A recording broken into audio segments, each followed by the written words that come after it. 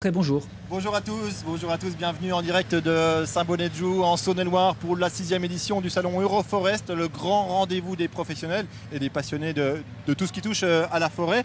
À mes côtés, Bruno Aulas, c'est le responsable de la Coupe de France de coupe de bois sportive. C'est ça.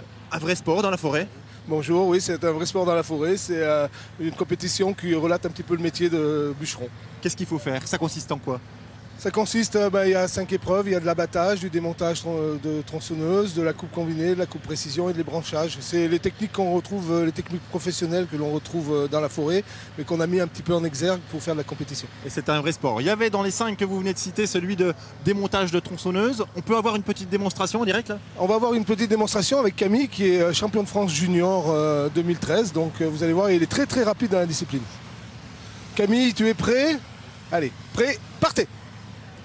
Alors là, le but du jeu, c'est quoi? Donc là, il va tomber le carter de la chaîne, tourner le guide, changer la chaîne, remonter la chaîne, resserrer les écrous. Et là, la tronçonneuse doit fonctionner. Waouh. Oui, ça va vite. Hein. Waouh, mais il a mis quoi? Il a mis 10 secondes? 9 secondes 31 exactement. Ah ouais, il y a chronomètre, il y a tout ce qu'il faut. Ah oui, oui, bien sûr. Oui, oui. Le record de France est à 8 secondes 58. Vraie discipline sportive? Oui, parce qu'il y a beaucoup d'entraînement derrière ça. Avec une fédération officielle? Voilà, avec la Fédération nationale des sports en milieu rural qui porte cette discipline depuis 2004. Quel est l'intérêt de savoir faire ce genre de choses aussi vite dans la vie quotidienne, dans la forêt? Ça sert? C'est utile ou c'est vraiment pour le fun? Alors, ça serait présomptueux de se reporter à la Formule 1. Mais bon, c'est vrai que derrière, on fait aussi améliorer les tronçonneuses, puisque là, bon,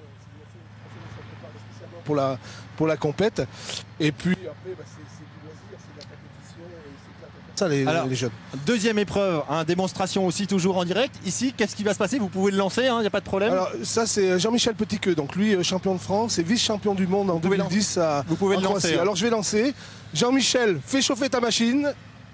Alors là, il faut un temps de chauffe de la machine. Il y a combien de temps de chauffe de la machine? Alors ça va durer à peu près 10 secondes. 10 secondes, pour chauffer la machine. Et là, qu'est-ce qu'il doit faire alors? Qu'est-ce qu'on va voir? Dites-nous à l'avance, ça va aller vite. Là, il y a un élément important, c'est qu'il vient de démarrer sa machine en sécurité. La sécurité, c'est un élément important dans la compétition. Les juges qu'on voit derrière, eux, Tournez. ça précisément. Ah, d'accord. Donc là, il doit faire quoi sur le tronc maintenant?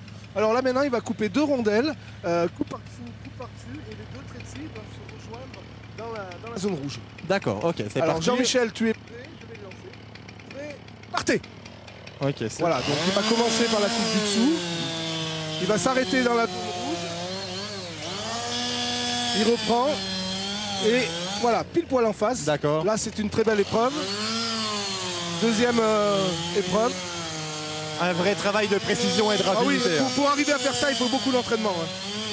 Et là, après, les juges vont prendre les angles des coupes. Ouais.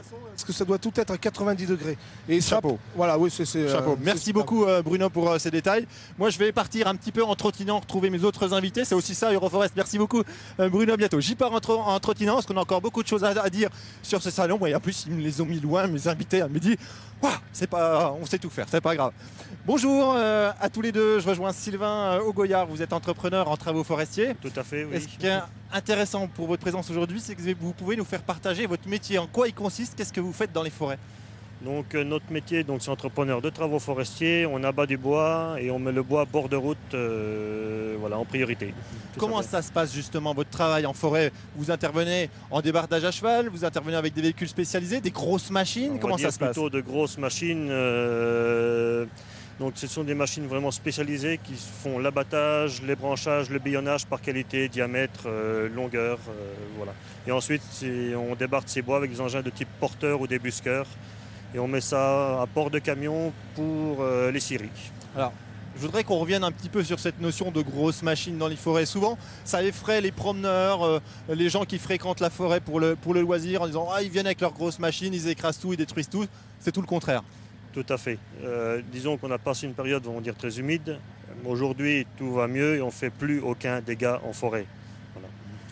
Comment vous travaillez justement? C'est adapté, les machines, elles sont grosses, mais c'est pas pour ça qu'elles font beaucoup de dégâts? Non, les machines sont adaptées avec des pneus, on va dire, basse pression, assez larges. On met des équipements, on va dire, adéquats, style chenilles marais pour justement préserver les sols. Voilà. Et si vous ne faites pas ce travail en forêt, c'est pas bon pour la forêt? Ah non, tout à fait. Pour la forêt, pour la filière, il faut bien de toute façon fournir les usines. Oui, voilà. il faut éclaircir. Je vous laisse passer votre micro à votre voisin Laurent de Normandie, président de France Bois Forêt. Justement, un salon comme celui-ci, comme Euroforest, ça permet d'expliquer ça au public.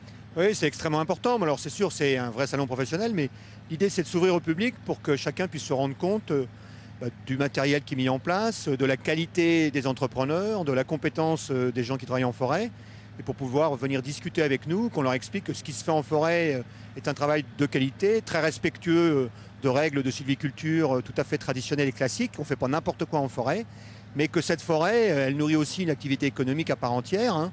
Je rappelle que c'est plus de 400 000 emplois, la filière forêt-bois en France, et que donc le bois dont on a besoin tous les uns et les autres dans notre quotidien pour construire, aménager, il vient des forêts, et des forêts dans lesquelles on a l'habitude 80% d'ailleurs de ce qu'on consomme vient des forêts françaises. Exactement, 80% du bois massif utilisé en France est issu des forêts françaises, des forêts cultivées par l'homme depuis des générations et des générations, extrêmement bien entretenues, que ce soit des forêts domaniales ou des forêts privées. Et donc le métier qui est représenté ici aujourd'hui est un métier extrêmement important, c'est l'interface entre la forêt, la croissance de l'arbre et la transformation dans les scieries et dans les unités. Donc c'est le métier de la mobilisation du bois, bûcherons, entrepreneurs, planteurs, conducteurs d'engins.